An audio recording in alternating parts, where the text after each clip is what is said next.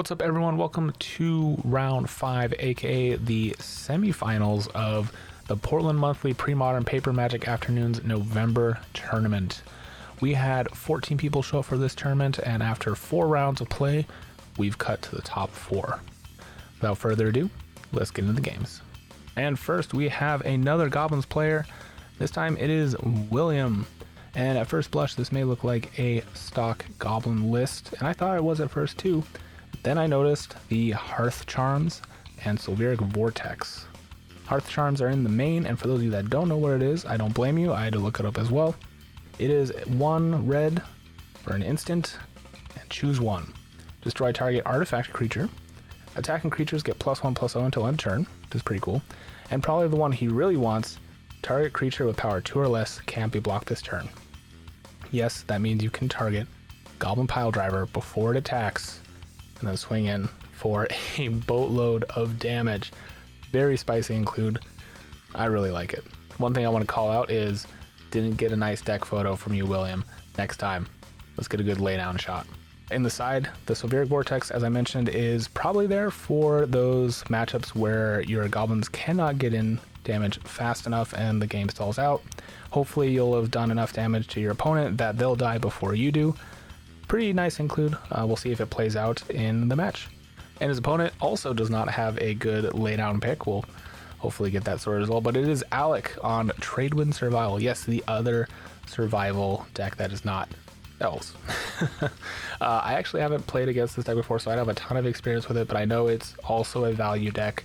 Also looking to grab situational creatures with survival and using Tradewind Riders, as the name suggests, to bounce all your opponent's permanents back to their hand, looking to really drag out the game and just overwhelm them with value.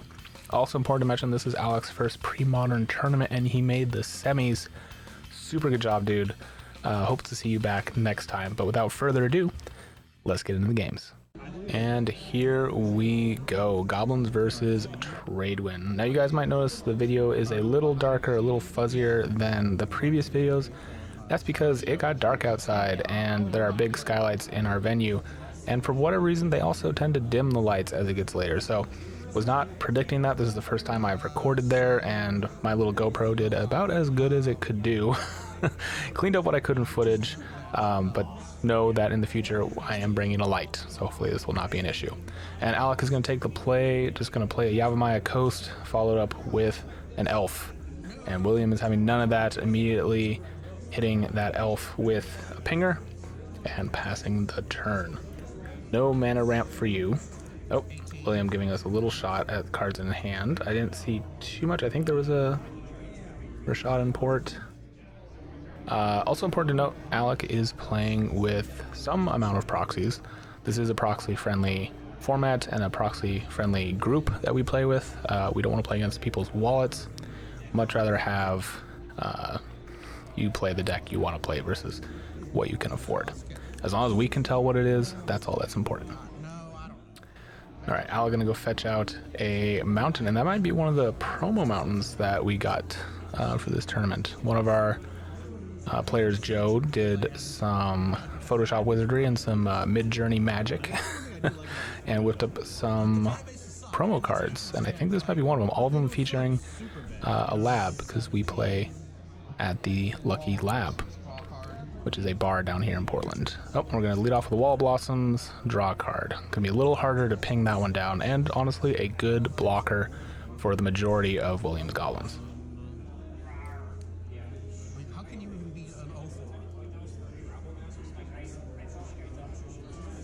William giving it a little think here, trying to decide how best to put the damage through. Instead, he's just going to play Rashad in port and tap down Alec's green and blue source, which could become relevant. I do see a survival in hand for Alec, which I believe he'll play out here.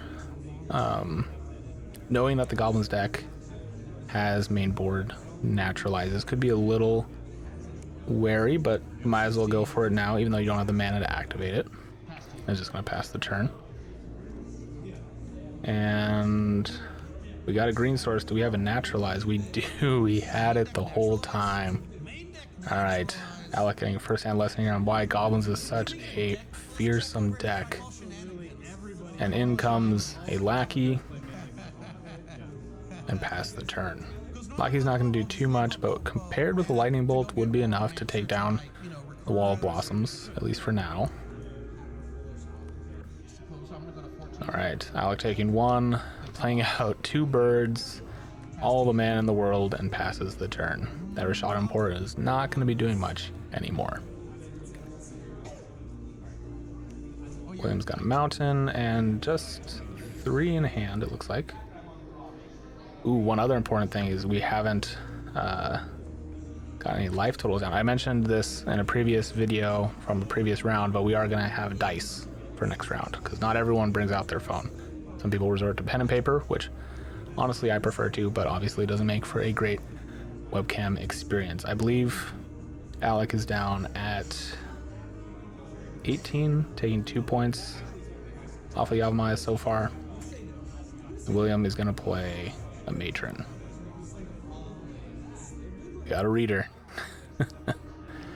Maybe I'll rewatch this when I'm editing and have the life total for you guys. I think that's what we'll do. So we'll see the correct life total here. Oh, and there was a fetch too, so I think Alex is actually on 17. No, 18, because he didn't get to use the first Yavimaya once. I'm sure it'll be right. I don't know why I'm trying to backtrack. It'll be right. All right, grabbing a Siege Gang.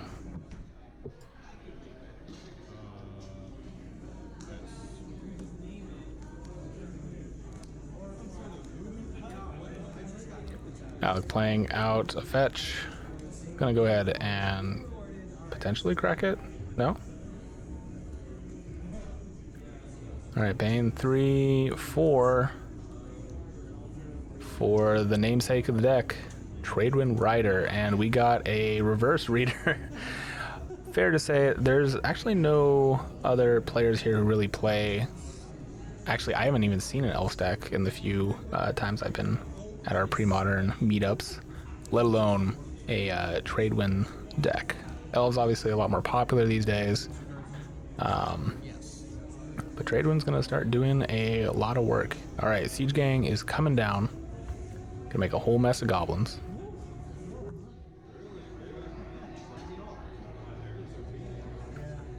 Still doesn't have a payoff yet. I don't know if he's got a pile driver in hand, but it's just gonna pass the turn. All right, Alec cracking on end step, grabbing a forest, getting something a little less painful for his green mana. Yeah, there must have been a pair off or something because I thought it was a clean top 8, or like is it top 8? Everyone was like X1 or better. But William, very animated, talking about something.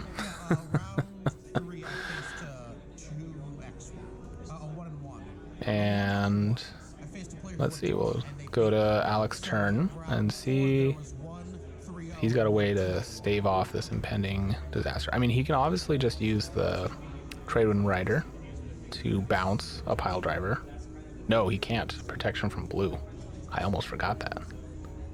So Tradewind not going to be as OP as Alec might be thinking.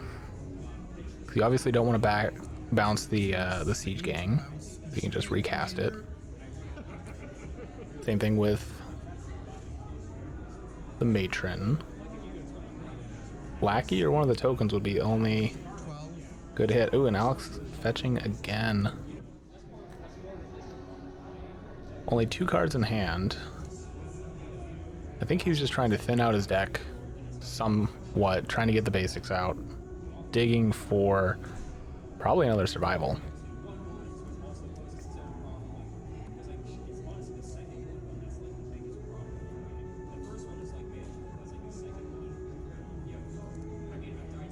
Tapping 4 and oh gosh, Ravenous Baloth, right? Yeah, Ravenous Baloth. Gaining 4. Nope, assuming he sacks the creature, gains 4. I'm mixing it up with the Brothers War 1. All right, Alec doing a quick bounce, bouncing the Siege Gang commander on his turn, which is interesting. because he can just replay it. I would have waited at least until William's turn after he had played something. William playing City of Brass.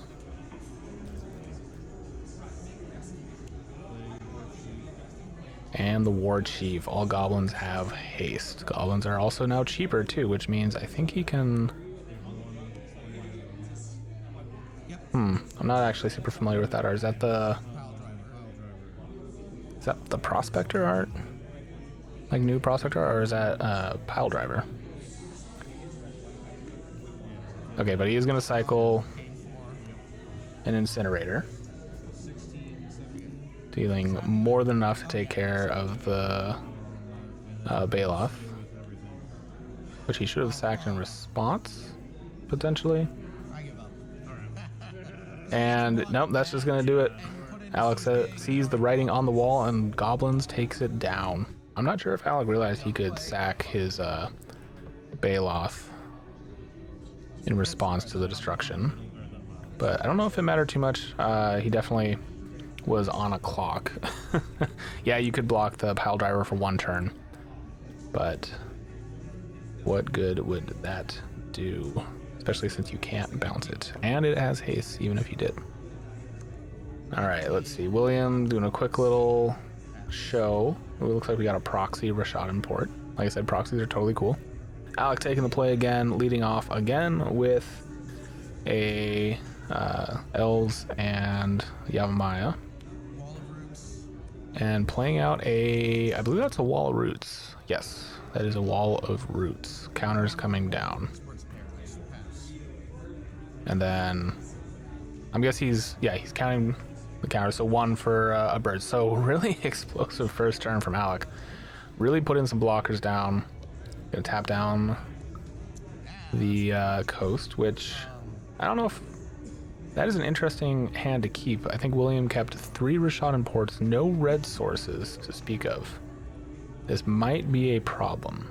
All right, tapping the birds for birds, tapping the elves for an elf, playing out the cradle. We got 5 mana floating, playing out the Baloth. The Ravenous Baloth, I should say. I don't think I pronounced it right in round 1. All right, got his red source, taking 1, playing a Matron. And grabbing what exactly? I almost would grab a Prospector just to get enough red mana to play out the rest of your hand.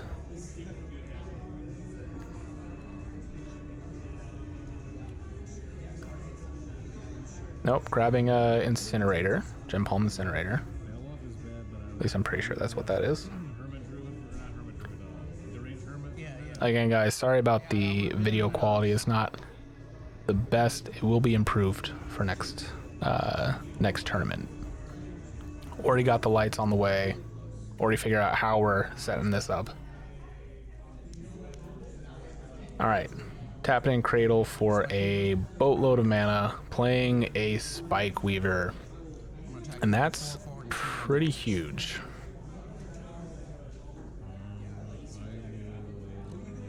Going to combat, I believe.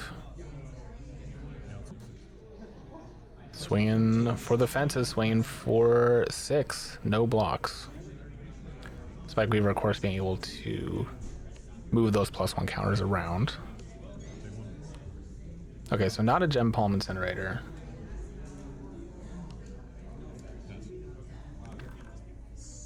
Is that a weird looking War Chief? Or no, it's the Sharpshooter. Okay, Goblin Sharpshooter to help take care of the mass of birds and elves. Passing the turn, Alec is just going to go straight into combat mode here. Swing with everything. And passes to William. And this is looking pretty dire for William. There's that proxy Rashad import. Gonna ping down one of the birds. Bird is gonna tap to give itself a counter and survive. William realizing that that's what Spike Feeder does. Or Spike Weaver does, I should say. So 1 point of damage marked on it. Playing out the Goblin Ringleader. And William just kind of digging for blockers at this point. Hits all gas. Does not play anything out. His life total has to be very low. And Alec may not... I think I saw a survival in hand, but I don't think he's going to need it. Alright, gonna play out the Wall of Blossoms. Draw a card. 5 floating.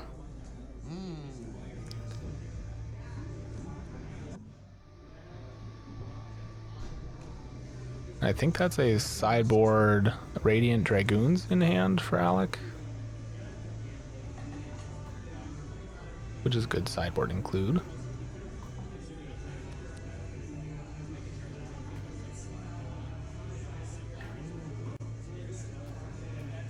I'm giving this a good think, but I don't know what he's thinking about necessarily. At this point, you just have to swing all in. Oh, he's deciding if he wants to use his 5 floating. Notably, Tradewind Rider here would be a big get. Being able to bounce your own Spike Weaver back, your own Wall of Blossoms back, being able to get those ETBs again is a huge part of the deck. And nope, just gonna go for it. Swinging in with everything that can hit. And do a little blocking here on the Spike Feeder, or Spike Weaver. Forcing him, I think, to move the counters? No, I guess he was blocking the Bailoff. So only taking 5 here. And yep, Williams just gonna call it, and it is 1-1. Okay, we are in game number 3, everybody. All bets are off. Alec had an amazing turn 1 in game 2, putting 3 creatures down on the board. Absolutely crazy. Oh, sorry, amazing game 2, or turn 2. But now it is William's turn. He's got the dream start, leading off with a Lackey, a pass. Alec bringing in that sideboard tech and a Hydroblast him. No free goblins for you. Oh, but he's got another one. Well, can Alec put down a blocker? I think, yep, there's a Wall of Blossoms. Gonna draw a card. Hopefully.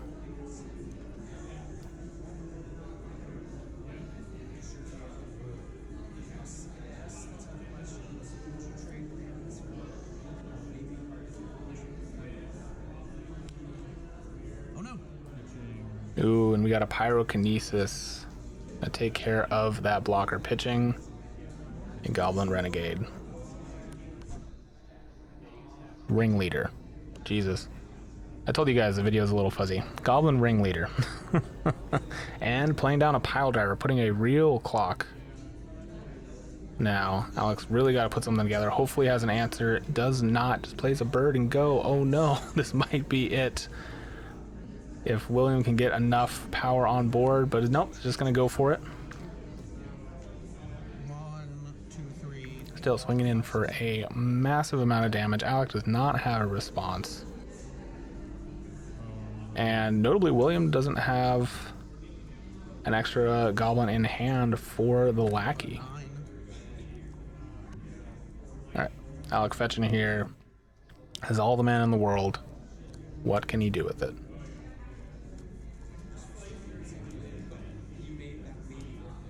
Tapping all the mana in the world, and we're gonna see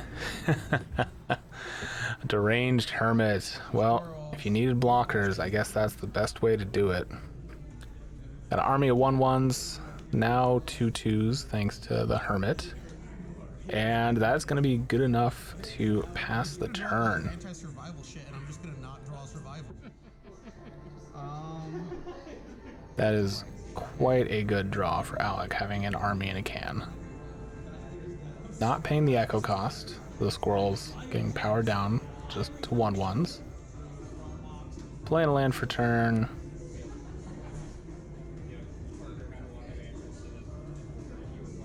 And there's a Tradewind Rider and an elf. All right, we got a bunch of blockers, a bunch of targets for the Tradewind to bounce.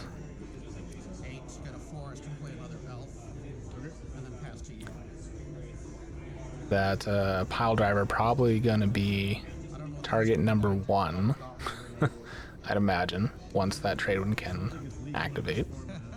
Alright, good.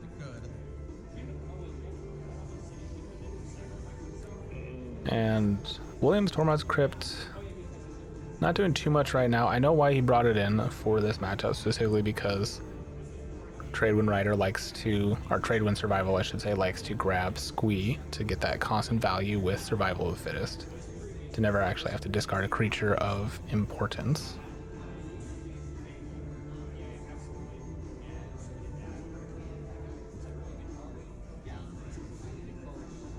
William thinking what he wants to do here. He's in a good spot life total wise, but if you're looking at power on the board, it's pretty obvious that Alec has the advantage. Notably, none of the goblins have trample right now.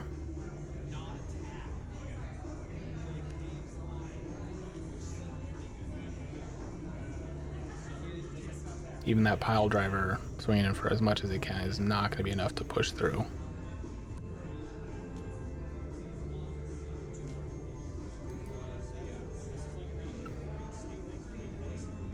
William thinking hard here, head in hands. Notably, we know he does not have a goblin that he at least wanted to play because he got that free hit off of the lackey. So potentially having a bunch of lands or dead cards in hand. Not sure what he drew.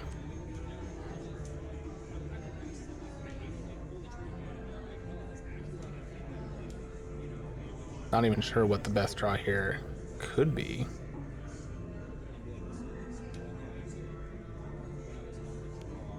All right, we're gonna play out a matron, go looking for an answer. And Sharpshooter is probably the best bet here, actually, now that I think about it. Being able to start pinging down those mana dorks and then the squirrels. Clearing the board at least a little bit for your gobos to swing through makes a lot of sense.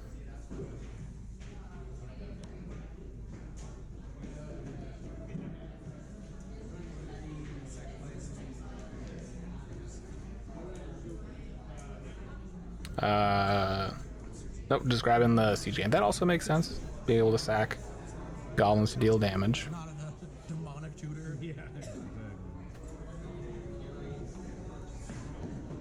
That's an ambitious. That almost makes me think he has the sharpshooter in hand, or was worried he wouldn't be able to draw enough mana to cast it, although siege gain costs a lot more. Maybe he's got a Skirk Prospector in hand.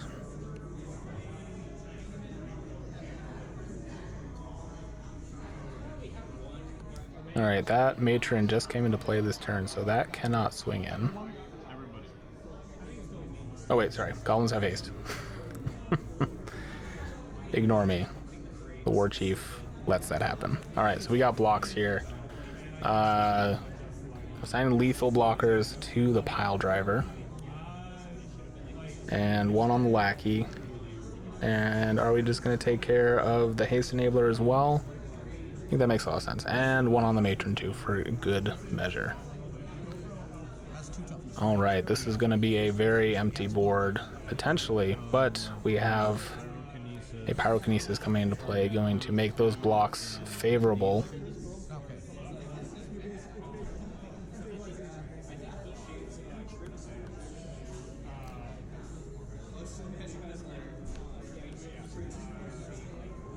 And I believe, yeah, that scroll should have died. And the board is suddenly a lot more open for William leading into the next turn. Still a little stuck on lands, so this might be a little difficult. But has the pile driver, has the War Chief. Ooh, doesn't have the War Chief anymore. Flametongue Kavu coming down Really good play from Alec, clearing the board more, providing a big blocker. And I think Alec's just gonna, or William's just gonna have to pass. Alec untapping.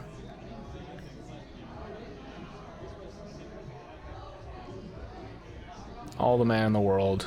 What can you do with it? I think just 2 cards in hand. Tapping it all is another Spike Weaver. No, it's a Genesis played out. You don't see that too often. Does Genesis even have any relevant text when it's on the field? And Alec's just going to pass the turn. Swinging in, putting a little bit of pressure.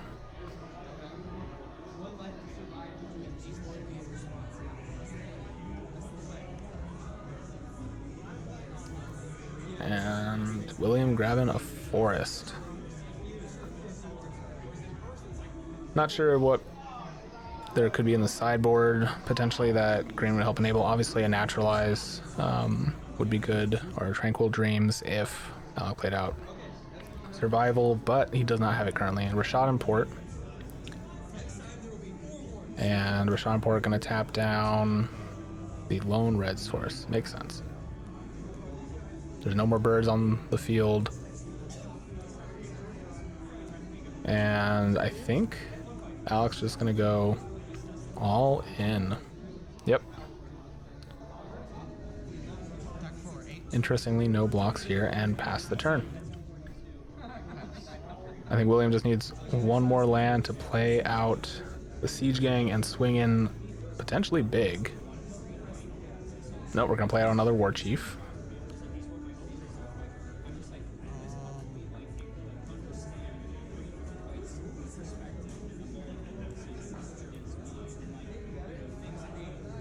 Alec taking 1. Is that going to be a Hydroblast? It is. No War Chief for you. And I think that's going to be enough pressure. William is just going to pass the turn.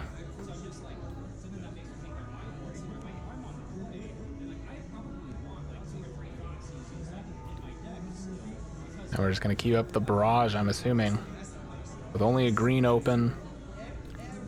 And much bigger creatures on the field. Alec might as well keep swinging in.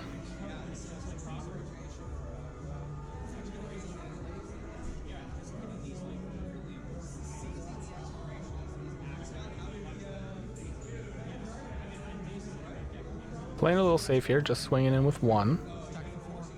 Still no blocks from William. Really holding up that pile driver as the best way to win. But Alec bouncing it. And William telling him he has protection from blue. I was wondering if that was going to come up. Again, Alec has not played a lot of Premodern. First Premodern tournament and meetup ever. But that's not going to be the draw William wants. And Alec takes it down. Congrats, dude. Into the finals for your first ever Premodern tournament is huge. And a deck that he literally just threw together. So great to see. We got the finals after this. And then next month, we've got the December tournament. That's right, guys. Make sure to like and subscribe so you don't miss a single video. I'm doing these as much as I can. I'm going to be recording every monthly tournament that I can make it to. And then putting it up here for you guys. So make sure you don't miss any. And yeah, thank you guys so much for watching. I'll see you next time.